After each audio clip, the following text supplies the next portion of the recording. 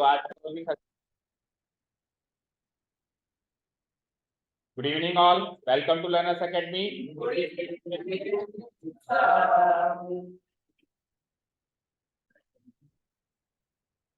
आ जाइए। So exercise number 15.1 आपकी book में 14.1 यानी चैप्टर नंबर 14 जो प्रोबेबिलिटी है उसकी एक्सरसाइज हमने कल स्टार्ट करी। उसके बेसिक थ्योरी बेस्ड 5 क्वेश्चंस हमने कल कवर किए। थ्योरी बेस्ड कितने क्वेश्चंस कवर हुए? 5। अब आज प्रैक्टिकल क्वेश्चंस लाइक जो मेन प्रोबेबिलिटी कैलकुलेट करने के क्वेश्चंस होते हैं। अब तक प्रोबेबिलिटी कैलकुलेट करने के क्वेश्चंस इतने ऐसे डायरेक्ट नहीं मिले।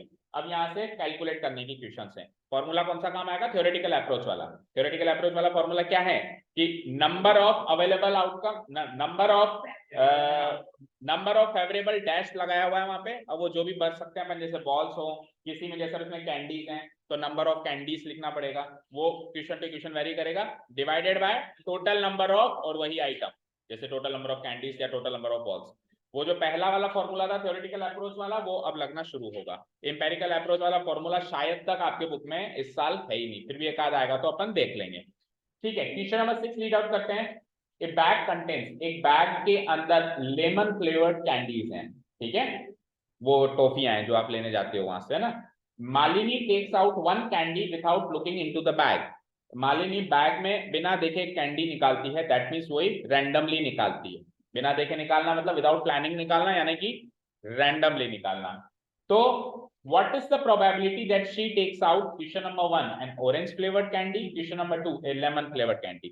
अब देखो ये सारे के सारे जितने भी क्वेश्चंस है ना, इवन मैं ऐसे ओरली बोल बोल के सबके आंसर्स बता सकते हैं, इतने इजी है, इतने सरल है। लेकिन मैंने क्या कहा? प्रेजेंटेशन। क्या कहा? क्लास 10th तक प्रोबेबिलिटी ऐसी है कि उसमें प्रेजेंटेशन मैटर करता है, क्योंकि सॉल्यूशन पार्ट बड़ा आसान है। 11 12 के बाद जस्ट अपोजिट है, वहां पे प्रेजेंटेशन इतना मैटर नहीं करेगा, वहां पे प्रोबेबिलिटी कैलकुलेशन वाइज इतनी डिफिकल्ट हो जाएगी। जितनी आसान अभी देखिए ना, मैं डिवाइड कर दो आंसर आएगा। तो आपको 11 12 में आपके पास ये एक तरीके से लग्जरी होगी कि आप प्रेजेंटेशन पे ना ध्यान दें और आप केवल सॉल्यूशन पार्ट पे ध्यान दें। लेकिन अभी तो आपको प्रेजेंटेशन पे ध्यान देना ही पड़ेगा। यहाँ पे मार्क्स प्रेजेंटेशन के मिलेंगे इस साल तो, जो भी प्रोबेबिलिटी का क्वेश्चन हमारे सामने आता है। ओके, तो देखो अब आंसर बताते हैं 1 मिनट में। देखो एक बैग के अंदर अगर लेमन फ्लेवर्ड कैंडीज है, ओनली लिखा हुआ है, ओनली मतलब इसके अलावा और कोई फ्लेवर की कैंडी उसमें नहीं है, तो क्या संभावना है कि एक हाथ डालूं और मैं कैंडी निकालूं तो ऑरेंज निकल जाए? जब है ही लेमन तो ऑरेंज कहां से पैदा होगी? जब है ही उसमें लेमन तो कोई जादूगर थोड़ी ना हो कि ऐसे निकाल के ऑरेंज निकाल दूंगा। So probability is 0। 0 प्रोबेबिलिटी कब होती है? इम्पॉसिबल इवेंट में। मैं रिवाइज भी करवाता जा रहा हूं। Impossible event, the event that can not happen at any cost, किसी भी शर्त पे वो हो ही ना सके, ऐसे इवेंट को क्या कहते हैं? Impossible event. उसकी प्रोबेबिलिटी क्या होती है? 0। किसी भी इवेंट की प्रोबेबिलिटी कहां से कहां तक वैरी कर सकती है? 0 to 1। ओके, सेकंड, अब लेमन फ्लेवर्ड कैंडी निकले तो लेमन ही है, तो कोई से भी किसी भी कोने से छान के निकाले लेमन ही निकलेगा। ठीक है, तो 100% प्रोबेबिलिटी को हम क्या कहते हैं? 1। और ऐसे इवेंट को क्या कहते हैं? श्योर इवेंट या सर्टेन इवेंट। उसकी प्रोबेबिलिटी हो जाएगी 1। तो क्वेश्चन तो सॉल्व हो गया, but what about the presentation? चलो सीखते हैं कैसे प्रेजेंटेशन किया जाता है। शुरू हो जाओ।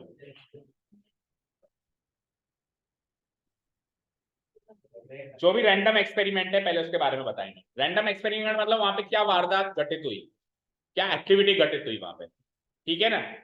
उसके बाद उसमें आपको जो चाहिए वो होगा इवेंट। रैंडम एक्सपेरिमेंट तो एक्टिविटी है, उसमें आपको क्या चाहिए? आपका फेवर क्या है? जैसे आपका फेवर अगर ऑरेंज फ्लेवर कैंडी है तो वो एक इवेंट हो गया, फिर लेमन फ्लेवर कैंडी है वो दूसरा इवेंट हो गया। अगर एक ही इवेंट के बारे में जिक्र हो रहा है तो इवेंट ई मान लेंगे, और अगर एक से ज्यादा का जिक्र हो रहा है तो ई और एफ और जी इस तरीके से कंटिन्यू करेंगे। तो सबसे पहले एक्सपेरिमेंट बताते हैं। तो एक्सपेरिमेंट क्या हो रहा है? एक बैग से एक कैंडी निकालने का एक्सपेरिमेंट हो रहा है, जिस बैग में लेमन फ्लेवर्ड कैंडीज ओनली रखी हुई हैं। ये एक्सपेरिमेंट हो रहा है। तो here a random experiment is given. A random experiment is given. बेटा कॉपी पेस्ट पे कम ध्यान दो और समझो चीज को। अपने आप से वादा करो कि मैं समझूंगा, मैं ध्यान दूंगा कि सर कैसे लिख रहे हैं, क्या क्या वर्ड्स लिख रहे हैं, क्योंकि मुझे ही लिखने हैं वहां पे, सर नहीं आएंगे लिखने। ठीक है, और ये गिने चुने क्वेश्चंस के अगर मैं प्रेजेंटेशन को रट के चला जाऊंगा उससे भी पार नहीं पड़ने वाले, क्योंकि हम एक बार के लिए तो ऐसा ही अज्यूम करेंगे कि बुक का कोई क्वेश्चन नहीं आएगा। समझ गए? हम तो ऐसा आ जाता है तो बोनस है, बट हम नहीं मानेंगे। सीबीएसई में तो आएगा नहीं, भूल जाओ तुम लोग। आरबीएससी में थोड़ा बहुत चांस है। तो हमारा बुरी से बुरी कंडीशन मान के चले ना, हम तो ये मान के चलेंगे इनमें से तो कुछ नहीं आना, इस टाइप का क्वेश्चन आना है लेकिन क्वेश्चन कुछ और ही आना है। तो वहां पे प्रेजेंटेशन हम ही को बनानी है। अभी कैंडी निकाल रहा है, कल को आलू निकलवाएगा, अब मैं कैंडी का प्रेजेंटेशन याद करके आलू का कैसे बनाऊं? समझ गए? ठीक है, आओ। फिर रैंडम एक्सपेरिमेंट इज गिवन। अब देखो कैसे वर्ड छांटता हूं मैं, देखो इधर Malini takes out one candy, of taking out, इसी में से तो वर्ड छांटने होते हैं, इस क्वेश्चन में से तो वर्ड छांटने होते हैं। Of taking out is given, of taking out one candy, या ए कैंडी भी लगा सकते हैं, out from a bag, from a bag containing, from a bag containing, एक दो क्वेश्चन मैं कराऊंगा फिर आपको कहूंगा करने के लिए, containing lemon flavored candies only। अब मुझे बताओ इस लाइन में पूरा एक्सपेरिमेंट अपन ने बता दिया कि नहीं बताया? पढ़ लो एक बार आराम से, पढ़ लो। हाँ, टेकिंग आउट मतलब बाहर निकालना, वन कैंडी, अच्छा 2 बार आउट लिख दिया क्या? ओके, तो एक minute, taking one candy out लिखो, कोई भी एक वन हटा दो, कोई दिक्कत नहीं। अगर आप ऐसे लिखो टेकिंग आउट वन कैंडी वो भी ठीक है, और taking one candy out from a bag वो भी ठीक है, ज्यादा अप्रोप्रिएट ये है। Taking one candy out, taking one candy out, एक कैंडी आउट करना है, उसमें से बाहर निकालनी है, from a bag containing lemon flavoured candies only. Experiment क्या हुआ? एक कैंडी निकाला, किससे? बैग से, ठीक है। उस बैग में क्या है? केवल और केवल लेमन फ्लेवर्ड कैंडीज। बैग का भी डिस्क्रिप्शन हो गया, बैग में क्या है, और उस बैग के साथ हम कर क्या रहे हैं उसका भी डिस्क्रिप्शन हो गया रैंडम एक्सपेरिमेंट इंट्रोड्यूस। अब आपको क्वेश्चन नंबर 1 क्या है? आपको क्या चाहिए? ऑरेंज फ्लेवर्ड कैंडी, ठीक है। तो क्वेश्चन नंबर 1 के हिसाब से एक इवेंट मानना पड़ेगा, बोलो। क्वेश्चन नंबर 1 के हिसाब से एक इवेंट मानना पड़ेगा। क्या इवेंट मानना पड़ेगा? कि उसमें से ऑरेंज फ्लेवर्ड कैंडी को निकलना एक इवेंट मानना पड़ेगा। तो let the event E be, let the event E, capital E, be that, अब क्वेश्चन में से चुराओ line, an orange flavoured candy is taken out, an orange flavoured, an orange flavored candy is taken out। ये event E मान लिया गया, candy is taken out, ये क्या मान लिया गया? इवेंट ई मान लिया गया। डन।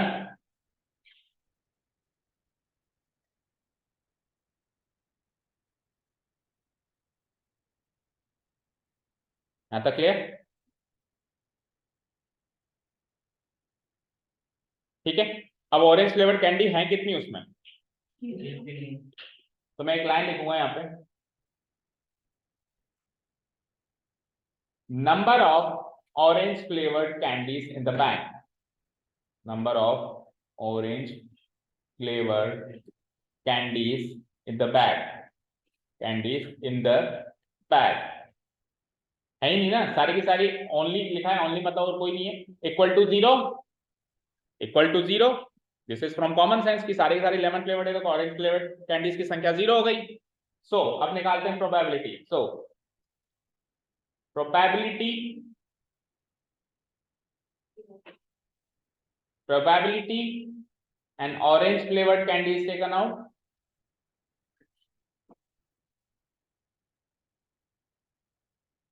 अभी पहला क्वेश्चन है तो थोड़ा डिटेल में कर रहा हूं, फिर एक दो क्वेश्चन के बाद हम थोड़ा सा, ज्यादा नहीं, थोड़ा सा शॉर्टकट करेंगे। N orange flavoured candy is taken out, क्या?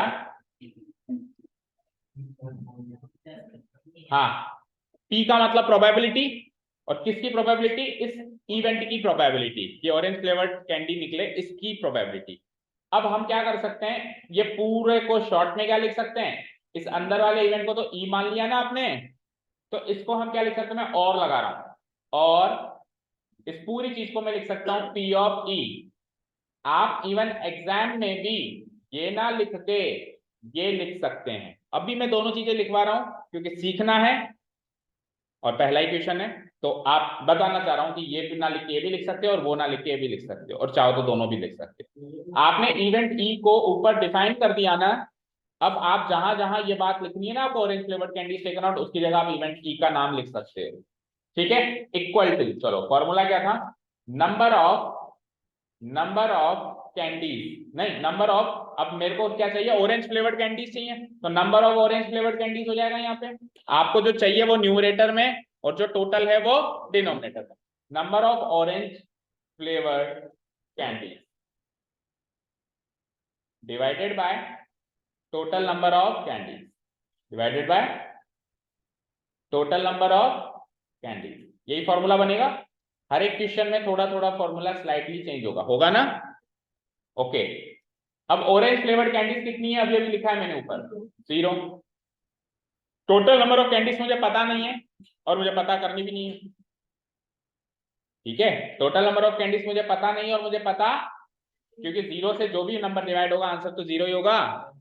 ठीक है, तो इसको हम टोटल नंबर ऑफ कैंडीज को एज इट इज लिख देंगे, total number of candies.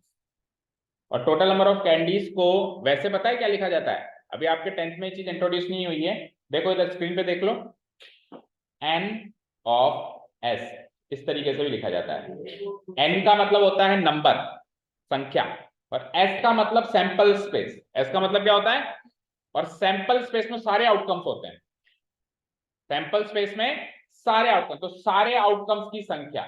Total number of candies को मैं थोड़ी सी एडवांस लैंग्वेज में ऐसे लिख सकता हूं, लेकिन अभी आपके इस साल ऐसी लैंग्वेज इंट्रोड्यूस नहीं हुई है, तो हम बिल्कुल लेमन लैंग्वेज लिख रहे हैं, टोटल नंबर ऑफ कैंडीज मतलब टोटल नंबर ऑफ कैंडीज, ज्यादा मैथमेटिकल कॉन्सेप्ट नहीं लगा रहे।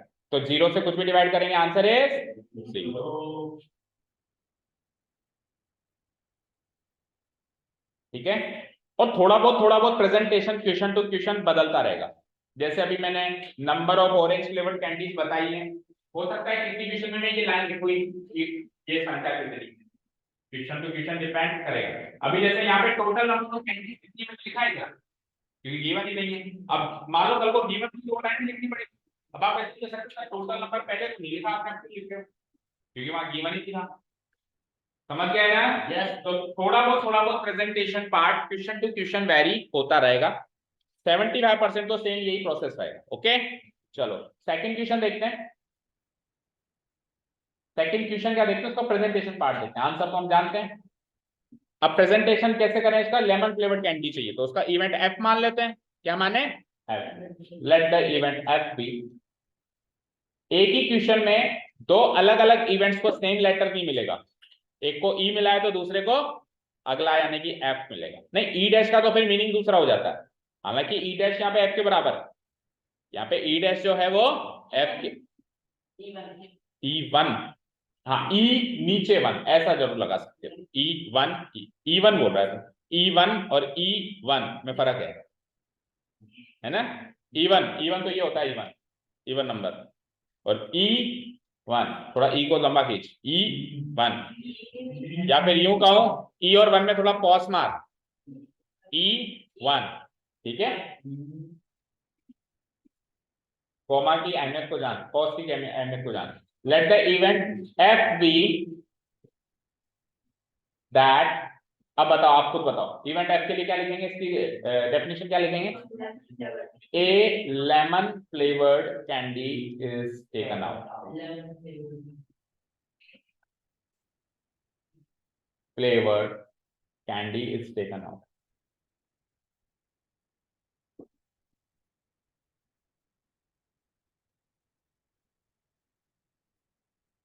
ओके, अब लेमन फ्लेवर्ड कैंडीज कितनी है, सारी है। लेमन फ्लेवर्ड कैंडीज कितनी है उसमें, सारी की सारी है। तो जितनी लेमन फ्लेवर्ड कैंडीज हैं वही टोटल नंबर ऑफ कैंडीज हैं या नहीं है, बोलो। तो मैं क्या लिखूंगा, now number of lemon flavoured candies equal to total number of candies, number of lemon flavoured candies in the bag is equal to total number of candies. Done. अब चलो प्रोबेबिलिटी ऑफ एफ निकालते हैं। तो अब मैं short में लिख रहा हूँ, नाउ पी ऑफ एफ ऐसे लिख रहा हूँ, पूरी बात नहीं लिख रहा हूँ, बस एफ से डिनोट कर दे रहा हूँ उसको, पी ऑफ एफ। ठीक है ना, पी ऑफ एफ मतलब probability of the event F equal to, बोलो डेफिनेशन क्या बनेगी, जैसे पहले बनी थी वैसे बनाओ। Number of lemon flavoured candies, F का मतलब lemon flavoured candy take out करना है, so number of lemon flavoured candies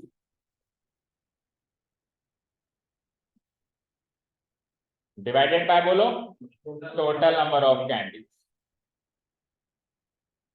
नीचे तो हमेशा पूरी की पूरी संख्या आएगी, टोटल नंबर ऑफ कैंडीज। अब लेमन फ्लेवर्ड कैंडीज की संख्या भी तो टोटल नंबर ऑफ कैंडीज है, लिखा है ना आपने, चेक करो। तो न्यूमरेटर में भी यही आ जाएगा टोटल नंबर ऑफ कैंडीज, तो इक्वल टू ऊपर भी टोटल नंबर ऑफ कैंडीज और नीचे तो वैसे भी टोटल नंबर ऑफ कैंडीज था।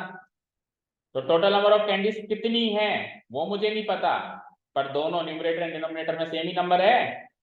तो वो सेम नंबर कुछ भी हो, 10 20 30 40 50 या 100, पर है तो दोनों जगह सेम। तो दोनों जगह सेम है तो कट के क्या हो जाएगा, 1 इक्वल टू। समझ आया?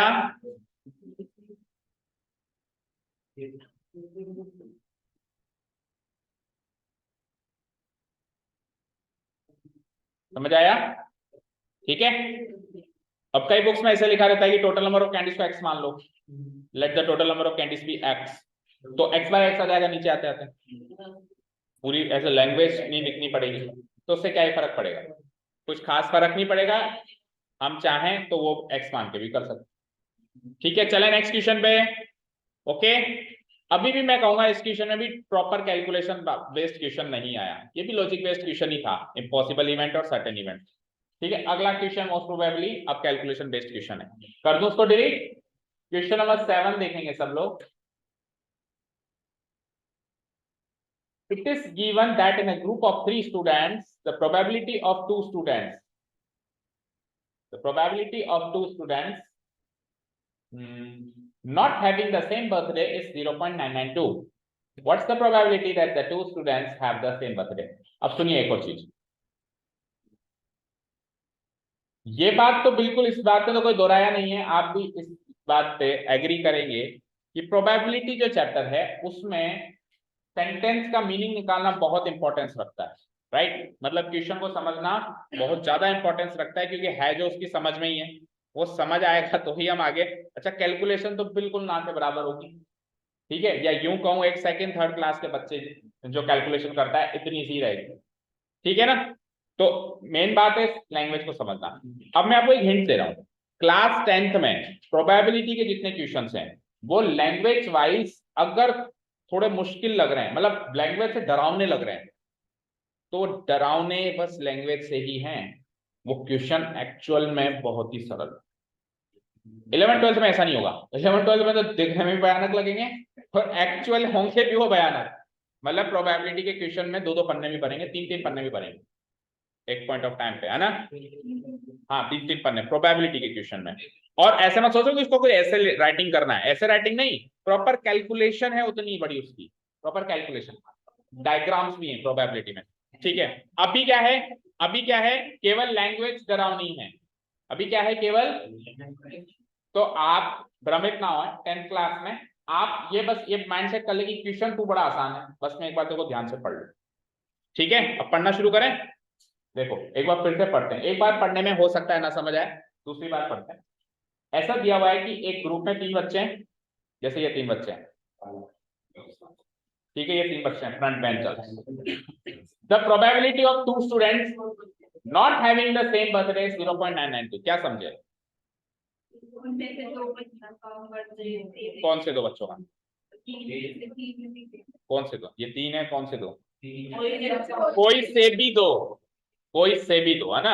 अगर मैं कहूँ 3 में से 2 तो फिर पर्टिकुलर 2 की बात हो रही है, कोई से भी 2, उन 3 में से किसी भी 2 बच्चों का सेम बर्थडे है, इसकी संभावना इतनी है, यानी कि नहीं है, ओके, नहीं है, सेम बर्थडे नहीं है, इन तीनों में से किसी भी 2 बच्चे का सेम बर्थडे नहीं है, इसकी संभावना है ये। तो 2 बच्चे का सेम बर्थडे हो, उसकी संभावना क्या होगी? तो जो बात मैंने पहले कही और जो बात मैं अब कह रहा हूँ वो एक दूसरे के अपोजिट है या नहीं है, सोचो। बस अपोजिट है तो 1 में से माइनस कर दो आंसर। 1 माइनस 0.992, ठीक है ना। अगर मैं इसको इवेंट ई मान लूं तो मुझे बताओ वो इवेंट ई नॉट होगा नहीं होगा। अगर मैं कोई इवेंट ई नॉट मान लूं तो ये इवेंट ई हो जाएगा। पर हम हमेशा जो गिवन होगा उसको ई मानेंगे, चाहे से अपने को स्क्रीन पे चर्चिल एंड मौलिक को क्या हो मुझे कितना ये सिद्धांत कर रहा है तो फिर मजा नहीं आ रहा। हाँ सुन रहा था, गाना गा रहा हूँ।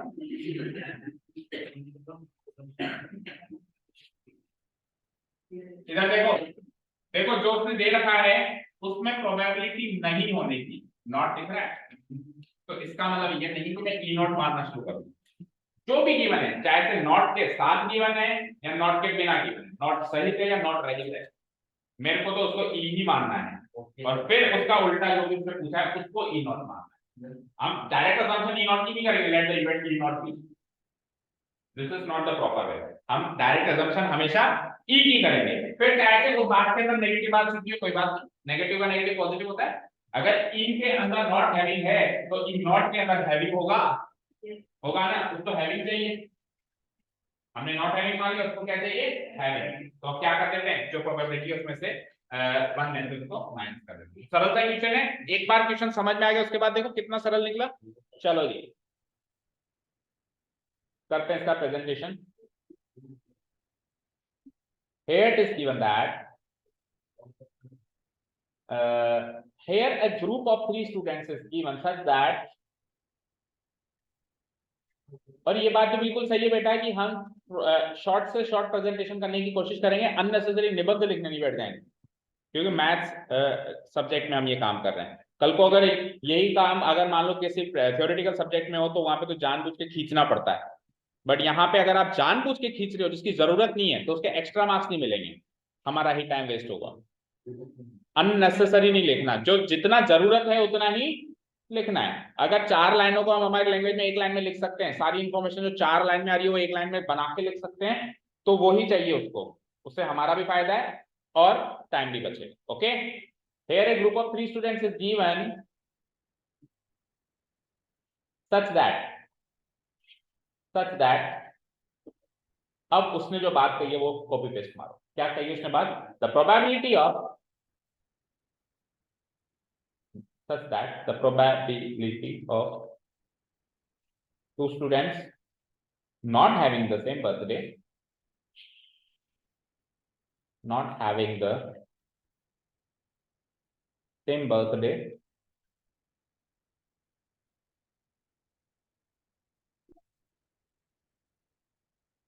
ठीक है ना, इक्वल टू कितना दे रखा है 0.992,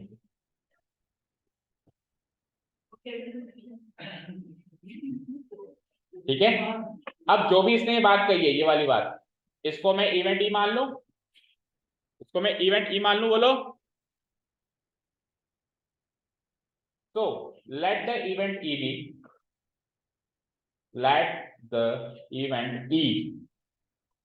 be that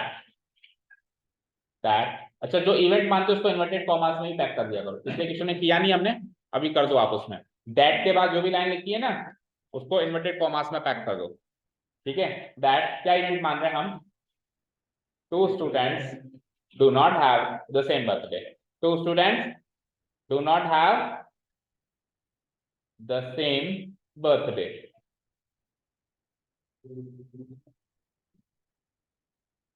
inverted commas closed, ये हमने इवेंट ई माना है, ठीक है।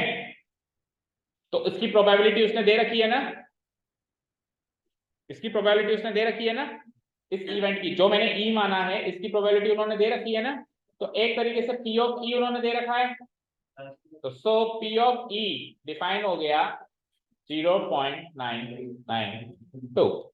यहां तो कोई डाउट ना। अब हमसे क्या पूछा है उसने, हमसे उसने पूछा है प्रोबेबिलिटी ऑफ, पहले स्टेटमेंट में लिखो 2 students have the same birthday, है ना, होने की पूछी है ना उसने, नहीं होने की देके उसने होने की पूछी है। तो 2 students have the same birthday, have the same birthday, ये प्रोबेबिलिटी हमसे पूछी गई है। तो इन शॉर्ट मैथमेटिकली हमसे प्रोबेबिलिटी ऑफ ई नॉट पूछा गया है। बोलो समझ आया? और प्रोबेबिलिटी ऑफ ई नॉट निकालने का तरीका है 1 minus probability of E, that is equal to 1 minus probability of E given है 0.992। तो 1000 में से 992 जाएंगे तो 8 बचेगा। हाँ,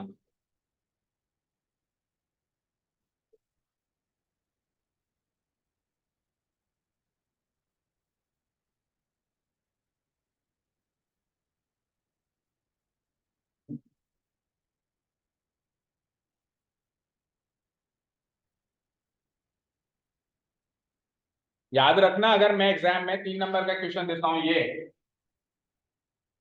तो 1 माइनस 0.992 करने का केवल हाफ मार्क होगा और 2.5 मार्क इसका होगा। ठीक है, तो केवल कैलकुलेशन के भरोसे मत आ जाना, मुझे प्रेजेंटेशन चाहिए प्रॉपर। नींद खुल गई तेरी? नींद खुल गई तेरी? सुनते ही कान खड़े हो गए? चलो आओ नेक्स्ट। ऐसे मान लो इस चैप्टर में तो इंग्लिश की क्लास है, लैंग्वेज की क्लास है इस चैप्टर में, तो प्रेजेंटेशन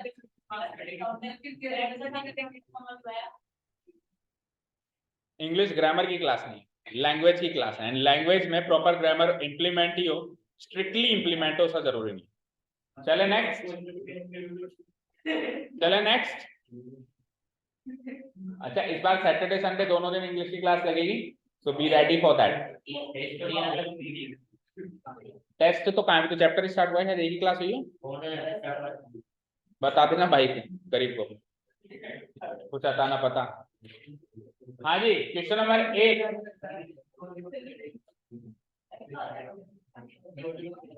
तेरे तेरे मन में इच्छा नहीं होती कि मैं पूछूं किसी से कि क्या चल रहा है? तेरे मन में ये इच्छा तो हो जाती है कि बॉल कहाँ गई है, डोली पे चढ़ जाऊं देखने, पर ये इच्छा नहीं होती कि आज क्या हुआ ये पूछ लूं। हाँ जी देखिए, इधर देखिए स्क्रीन पे, ए bag contains 3 red balls and 5 black balls. एक थैले में 3 रेड हैं 5 ब्लैक हैं बॉल्स, 8 हो गई टोटल। अब एक बॉल निकाल दी हमने रैंडमली फ्रॉम द बैग, संभावना बताओ कि वो रेड निकले, संभावना बताओ वो नॉट रेड निकले। रेड निकलने की संभावना बताओ, रेड नहीं निकलने की संभावना। अब सुनो, रेड नहीं निकलने का मतलब हालांकि ब्लैक है, रेड नहीं निकलने का मतलब आना कि ब्लैक है, लेकिन जो लैंग्वेज उसने यूज करी है मैं उसी लैंग्वेज को यूज करूंगा। मैं इस क्वेश्चन को ब्लैक मान के सॉल्व नहीं करूंगा, मैं नॉट रेड मान के सॉल्व करूंगा। कहने का मतलब है कि अगर ये रेड और ब्लैक होता तो रेड वाला इवेंट ई माना जाता और ब्लैक वाला इवेंट एफ माना जाता, पर अब ये रेड और नॉट रेड है तो ये इवेंट ई माना जाएगा और वो इवेंट ई नॉट माना जाएगा, ना कि एफ। क्योंकि उसने कैसे पूछा है हमसे, उसने हमसे इवेंट का उल्टा करके पूछा है, तो हम भी उसका इवेंट कंसीडरेशन ई और एफ डाल लेंगे, ई और सी नॉट में। समझ गए? शुरू हो जाओ। अब आंसर तो पता ही है सबको यार, 3 डिवाइडेड बाय 8 रेड और 5 डिवाइडेड बाय 8 नॉट रेड, बस खत्म। तो अब इक्कीस से आधे मार्क्स भी ज्यादा दे रहा हूं मैं तो। इधर ले लो, इधर आ जाओ, वही 4-5 है। Random experiment is given, stop talking, a random experiment is given। अब रैंडम एक्सपेरिमेंट किया जा रहा है, क्या हो रहा है उस रैंडम एक्सपेरिमेंट में? एक बॉल, देखो स्क्रीन पे देखो क्या लिखा हुआ है, ए बॉल इज ड्रॉन, तो मैं लिखूंगा of drawing a ball. Draw करना मतलब होता है बाहर निकालना, ये कहते हैं लकी ड्रॉ। लकी ड्रॉ समझते हो ना, वही है चिट बाहर निकालते हैं। तो ड्रॉ करना या टेक आउट करना एक ही बात होती है। तो उसने लिखा, अगर वो कहता ना बॉल इज टेकन आउट तो मैं कहता of taking out A ball. उसने कहा ए बॉल इज ड्रॉन तो उसी की भाषा का इस्तेमाल करके ऑफ ड्रॉइंग अ बॉल। ठीक है, तो अपने अंदर के इस टैलेंट को इस्तेमाल करना है, जो कॉपी पेस्ट करने वाला टैलेंट होता है ना सब में, और हमें तो कुछ ज्यादा ही है, तो वो उस टैलेंट को अब इस चैप्टर में थोड़ा अच्छे से इस्तेमाल करना है positively. Of drawing a ball from the bag, of drawing a ball from the bag, एक बैग से एक बॉल ड्रॉ आउट करने का रैंडम एक्सपेरिमेंट हमने यहाँ पे इंट्रोड्यूस किया। अब इस बैग के बारे में भी बता दो, इस बैग में क्या क्या रखा हुआ है, खजाने में क्या क्या है बताओ तो सही।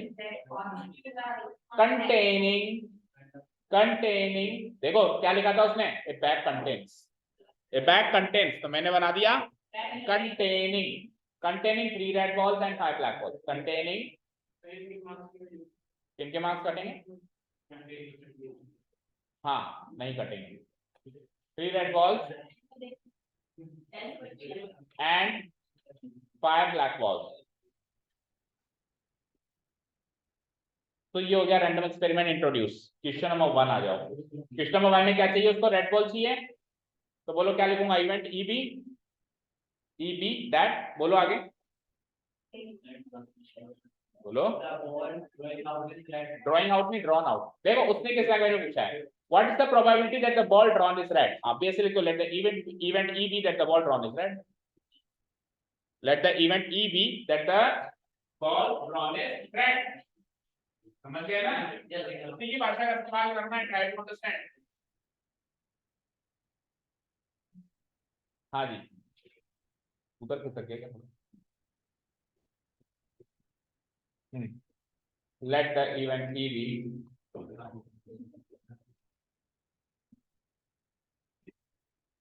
be that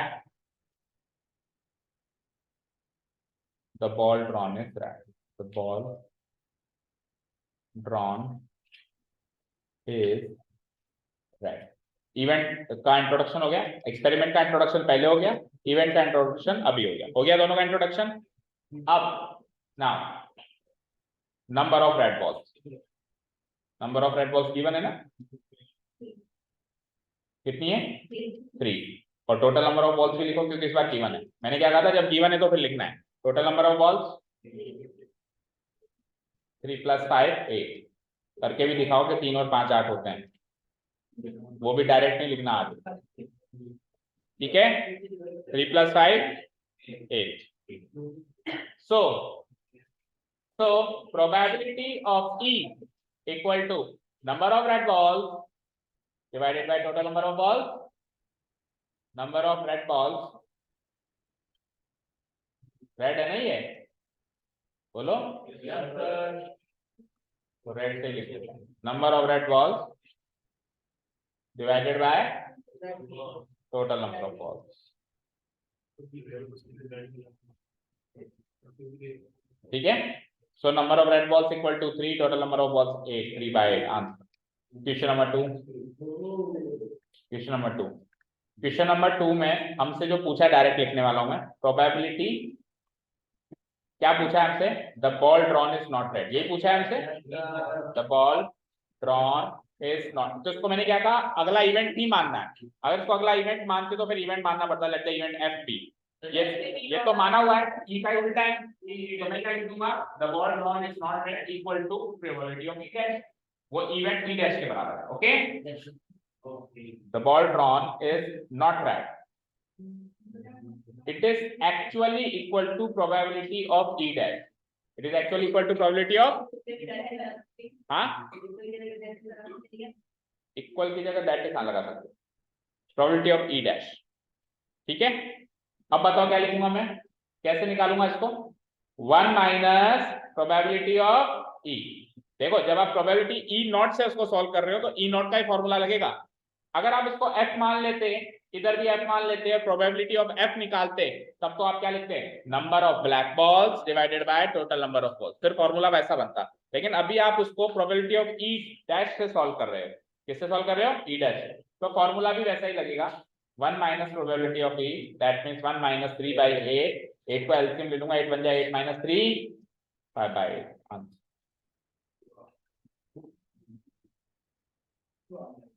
ठीक है। उसने बोला ना नॉट रेड, तो अब मैं उसी की भाषा का इस्तेमाल करूँ, ठीक है, हो गए, हो गया क्वेश्चन कंप्लीट। चले 9 पे, कर दो delete. 9th one, a box contain 5 red 8 white 4 green. तो पिछले क्वेश्चन का ही थोड़ा सा विस्तार रूप है। हाँ होमवर्क दूंगा इसको मैं, एक बार पढ़ लेते हैं। एक बॉक्स में 5 रेड है 8 व्हाइट है और 4 ग्रीन मार्बल्स है, मार्बल्स कंचे, ठीक है। तो एक marble taken out from the box at the randomly एक बॉक्स में से एक मार्बल लिया जाता है बाहर। क्या संभावना है कि निकलने वाला मार्बल रेड होगा, व्हाइट होगा, नॉट ग्रीन होगा? बताओ कैसे करेंगे? रेड को इवेंट ई मानेंगे, व्हाइट को इवेंट एफ मानेंगे। अब सुनो, अब सुनो, अब यहाँ पे मैं, अगर मैं यहाँ पे नॉट ग्रीन को जी मानू, ओ मतलब E F G, not green को जी मानू तो चलेगा, या ग्रीन को जी मानू तो चलेगा? ग्रीन को जी मानो, हरे को जी मानो, ग्रीन बॉल निकलने को जी मानो, और नॉट ग्रीन पूछा है तो जी नॉट निकालो।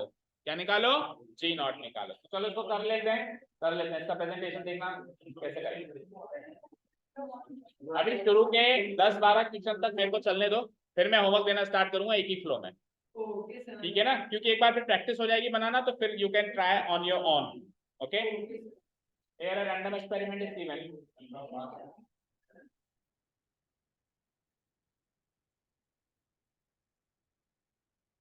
अब बताओ, चलो आप ट्राई करो। रैंडम एक्सपेरिमेंट किस चीज का गिवन है? मार्बल निकालने का। क्या कहा उसने? 1 मार्बल इज टेकन आउट, तो क्या लिखूंगा? Of taking out, of taking out a marble, taking out a marble, ठीक है ना, of the box, of the box.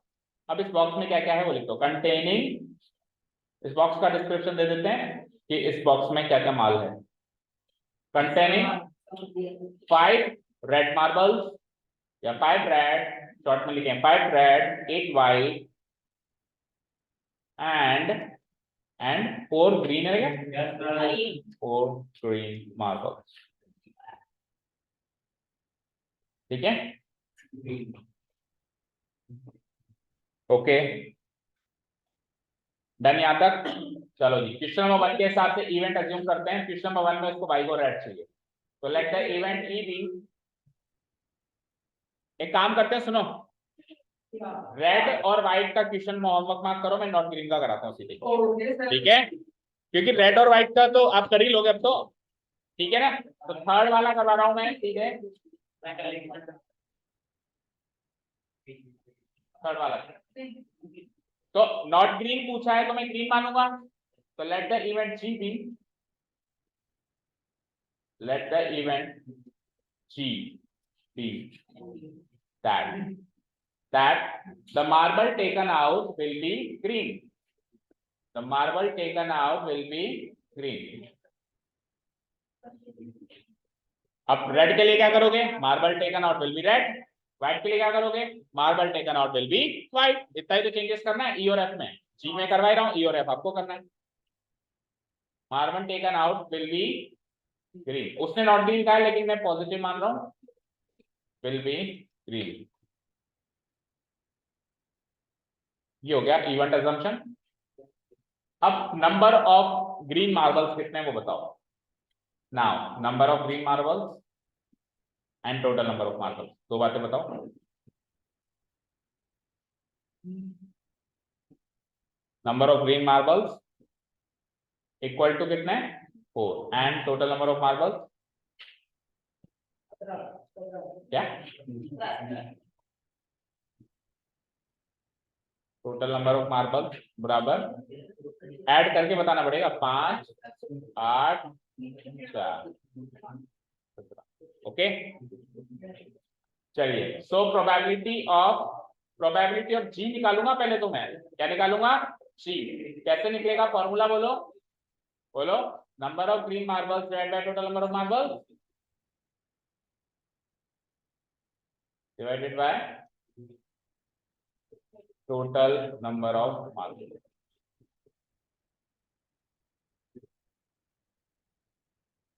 तो दैट इज इक्वल टू 4/17। ठीक है, अब प्रोबेबिलिटी ऑफ जी तो मैंने निकाल लिया, लेकिन उसने मुझसे actually probability of G not पूछा है, क्योंकि उसने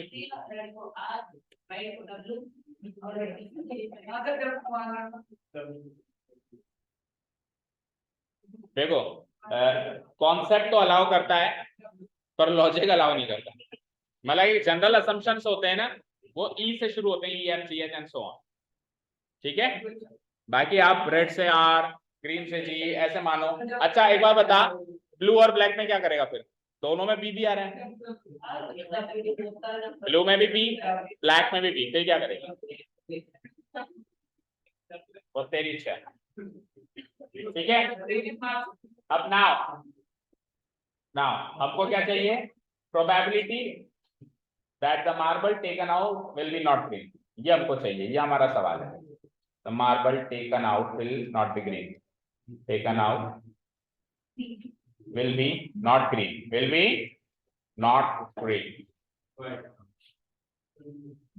ठीक है ना, दैट इस प्रोबेबिलिटी को हम कह सकते हैं प्रोबेबिलिटी जी नॉट, कह सकते हैं जी डैश, जो कि निकलेगी 1 माइनस पी ऑफ जी से,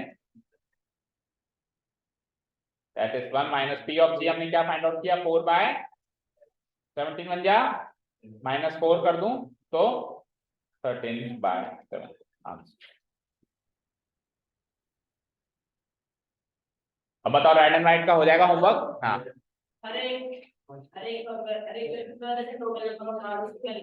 हाँ वो भी सुन लो भाई, सुन लो, चर्चित का सवाल सुन लो। मैं सोच ही रहा था कि कोई आलसी बच्चा तो पूछेगा ये सवाल, पहले मेरे को माइंड से उम्मीदें थी बहुत, लेकिन फिर चलो देखिए, अभी माइंड क्या फुल फॉर्म में नहीं है। आओ इधर आओ, टोटल नंबर ऑफ मार्बल्स, ये हमने जो निकाला है, जब आप रेड का क्वेश्चन करोगे उसमें भी चाहिए होगा, और जब आप व्हाइट वाला क्वेश्चन करोगे उसमें भी चाहिए होगा। तो हम बार बार लिखेंगे हर एक क्वेश्चन में, सवाल ये। तो अगर आप बार बार लिखते हो तो भी गलत नहीं है, और लेकिन अगर आप एक बार लिखते हो तो उसको first second third question start होने से पहले ही लिखना पड़ेगा, क्योंकि वो स्टेटमेंट फर्स्ट क्वेश्चन के लिए भी है, वो स्टेटमेंट सेकंड के लिए भी है। तो जो यहाँ इस जगह पे लिखना पड़ेगा, देखो इस जगह पे, ये जगह देख रहे हो, इस जगह पे आप टोटल नंबर ऑफ मार्बल्स लिख दो।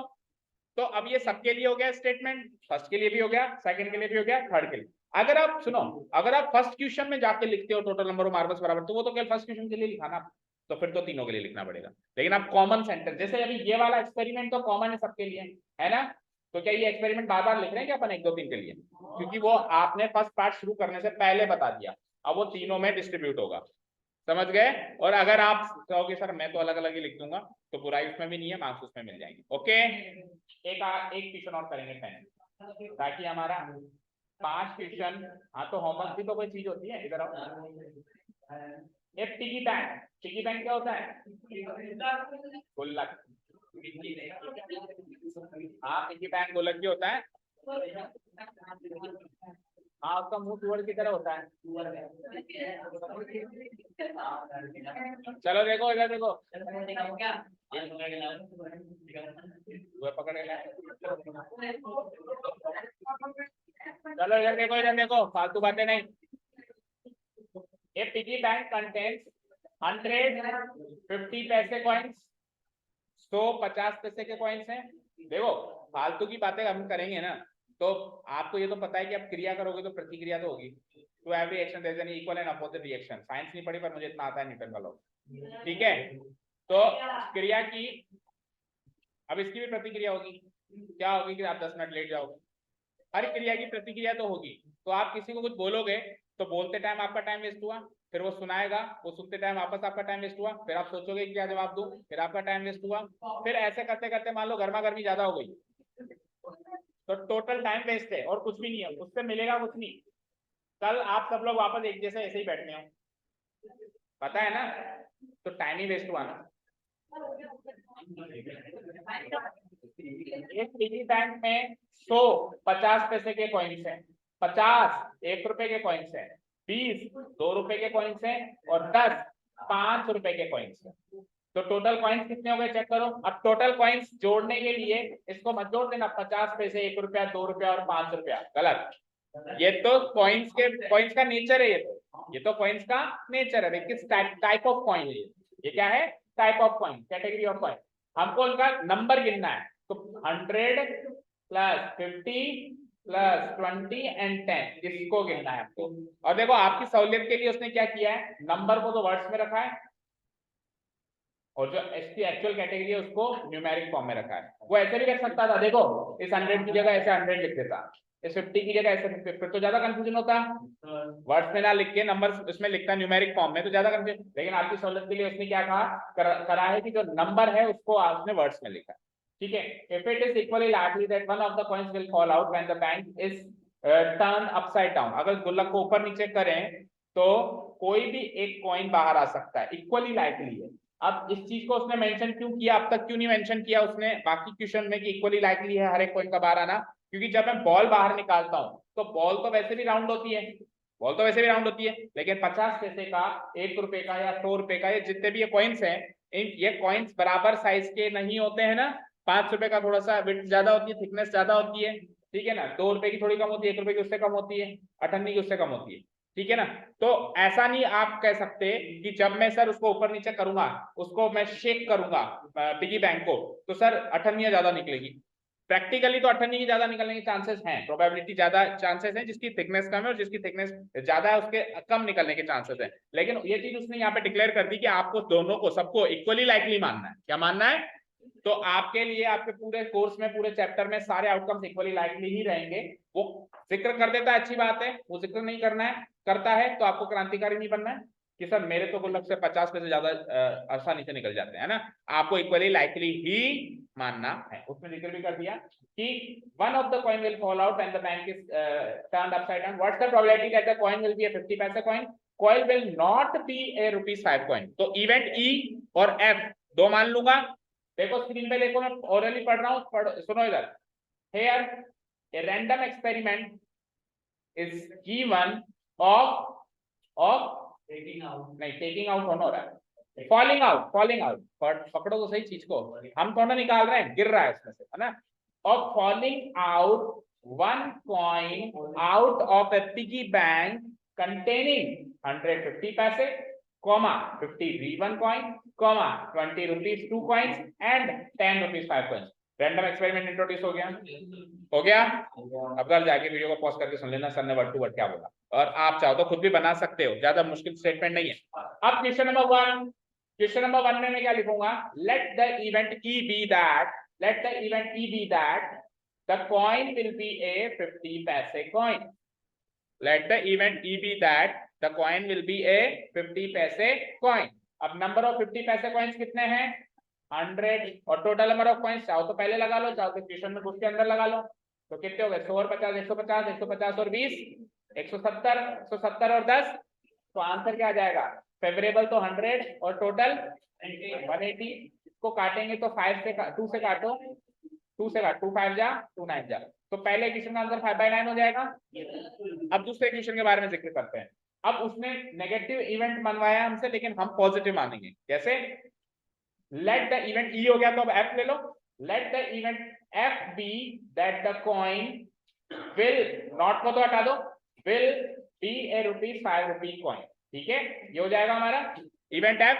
तो इवेंट F की प्रोबेबिलिटी निकाल लेना पहले। कैसे? नंबर ऑफ ₹5 कॉइन्स कितने हैं? 10 divided by total number of coins, एक बार निकाल लिया हमने 180। तो F इवेंट होने की संभावना 1/18 हो गई, लेकिन मुझसे उसने F इवेंट ना होने की संभावना पूछी है, नॉट भी लिखा हुआ है ना, तो फिर हम वही जैसे कर रहे थे। ये तो प्रोबेबिलिटी ऑफ F आया, तो प्रोबेबिलिटी ऑफ F नॉट कैसे आएगा? F डैश इक्वल टू 1 - 1/18, 18 हो जाए, 18 - 1, दोनों का आंसर्स मैच कर लो एक बार। हो सकता है क्वेश्चन होमवर्क पक्का। चलो जहां तक होमवर्क करके आओ, and then we will take the next question in the next part. Thank you so much for listening to us. Have a nice day.